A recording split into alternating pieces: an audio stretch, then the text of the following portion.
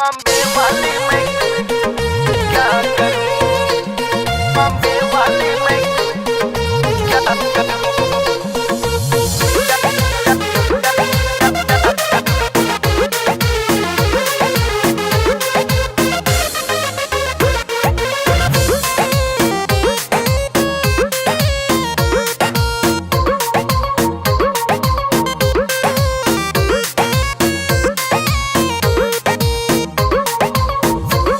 मुझे प्यार का रस है चखना ओए मखना, तू भाग गया है मुझको याद रखना, छोड़ूंगी नहीं तुझको। अरे चल हाथ। मुझे प्यार का रस है चखना ओए मखना, तू भाग गया है मुझको याद रखना, तेरे संग में जीवन बिताऊं तेरा ही अब बाहर हूँ। अरे क्या समझा? दिल्ली वाली दिल ले गई, बॉम्बे वाली मैं क्या करूं। अरे प्यार करो। दिल्ली वाली दिल ले गई, बॉम्बे वाली मैं क्या करूं। मैं नहीं जानती।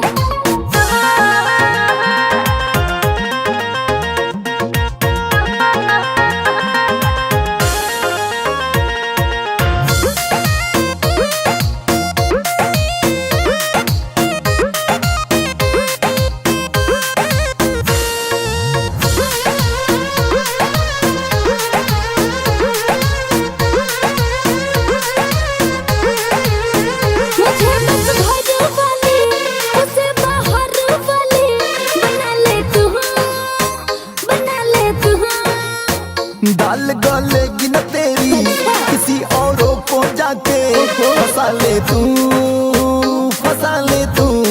अरे तेरे सिवा कोई भाता ही नहीं है। तो मैं क्या करूं। मुझे बस घर वाली उसे बाहर वाली बना ले तू, बना ले तू। दाल गलेगी न तेरी, किसी औरों को जाके फंसा ले तू, फंसा ले तू। तूने छोरा पागल किया है, तेरा याद में आह भर हूँ। दिल्ली वाली दिल ले गई, बॉम्बे वाली मैं क्या करूं। बोलो। प्यार करो। दिल्ली वाली दिल ले गई, बॉम्बे वाली मैं क्या करूं। अरे मैं अच्छी नहीं लगती हूँ क्या? बॉम्बे वाली मैं क्या करूं, बॉम्बे वाली मैं क्या करूं।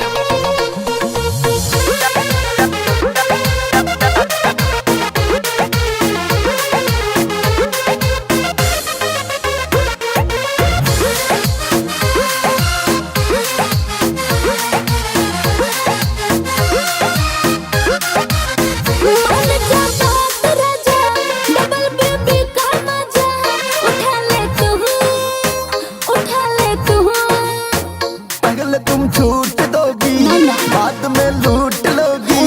हटा ले तू, हटा ले तू।